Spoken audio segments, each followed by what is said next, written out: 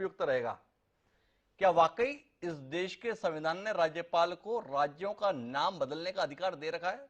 आप तो बड़े जानकार आदमी हैं संविधान विषय के संदर्भ में, विशेषज्ञ के तौर पर देवेंद्र वर्मा है, लेकिन आपके अनुभव के भी हम लोग कायल रहे, थोड़ा बताइए ना।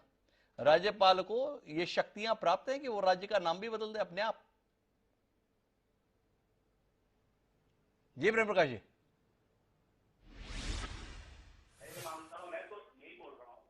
मैं ये मानता हूं, मैं तो यही बोल रहा हूं।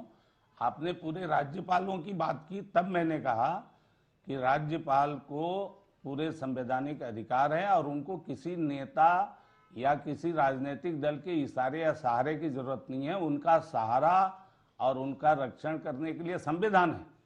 प्रेम प्रकाश जी उलझन में है, असल में जो कुछ हो रहा है उसमें प्रेम प्रकाश जी भी बूझ रहे हैं क्या ऐसा है जिस संविधान के तहत जायज ठहरा दिया जाए।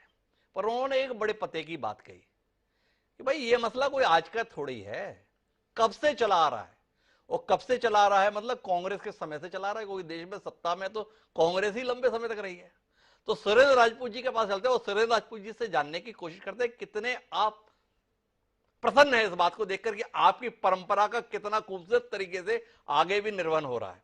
शिकायत रहती थी भाजपा को, अन्य विरोधी दलों को, कि कांग्रेस राज्यपाल के माध्यम से राज्यों में दखलंदाजी करती है।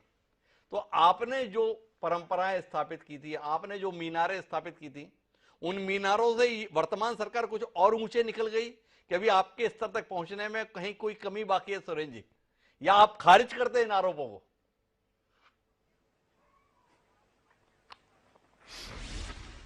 हिमांशु भाई, सबसे पहले तो आप विदेश से लौट के आए, आपका स्वागत, अभिनंदन।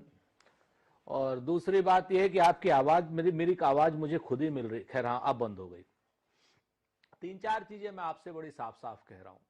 पहली चीज तो मैं प्रेम प्रकाश जी का साधुवाद करूंगा कि कम से कम इन्होंने कुछ संवैधानिक बात करी। इन्होंने स्पष्ट कहा कि राज्य के मंत्रिमंडल के द्वारा अनुमोदित प्रस्ताव को, अनुमोदित भाषण को, अभिभाषण को ही पढ़ा जाना चाहिए। हम इतनी भी बात का इनका स्वागत करते हैं। कम से कम इन्होंने दलगत उससे उठ करके संवैधानिक बात करी, नंबर एक। नंबर दो, जिस तरीके से राज्यपालों को इस वक्त षड्यंत्र का, संविधान तोड़ने के षड्यंत्र का अड्डा बना रखा है, ऐसा कांग्रेस ने कभी नहीं किया। कांग्रेस ने कुछ कमियां करी, ऐसी तो बात नहीं कांग्रेस ने नहीं कमियां करी होंगी, बिल्कुल करी होंगी जब आप लोग कहते हो तो। लेकिन कांग्रेस की कमियों को शिखंडी बनाकर उनके पीछे कब तक छुपेगी भारतीय जनता पार्टी की सरकार है, भारतीय जनता पार्टी या इनके नेता, ये एक बड़ा प्रश्न है। मान लीजिए कांग्रेस की उससे कोई कमी हुई तो उसको दूर करने के लिए तो आपको लाया गया है, ऐसा तो है नहीं कि उसको बढ़ाने के लिए लाया गया। अब आप 21वीं सदी में देखिए, पिछले 22 साल हो गए और 22 साल में 8 और 6 14 साल जो रहे, क्या नाम, सरकार रही भारतीय जनता पार्टी की। तो अब कम से कम ये तो नहीं आप कह सकते कि साहब हम नहीं रहे, हम ये रहा, हम वो रहा।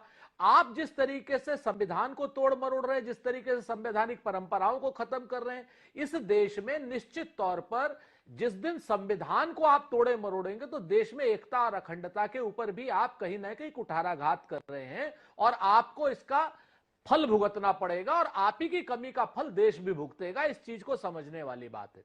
अब आप भगत सिंह कोश्यारी वाला देख लीजिए हिमांशु जी। अभी तमिलनाडु वाला तो आपने साफ साफ कहा राज्यपाल निर्लज्जता से काम कर रहे हैं। मेरा स्पष्ट आरोप है, एक भारतीय जनता पार्टी के एजेंट के रूप में राज्यपाल निर्लज्जता से संविधान को तोड़ने मरोड़ने का काम कर रहे हैं। उन्हें ऐसा करने का कोई हक नहीं है, बहुत साफ बात है एकदम।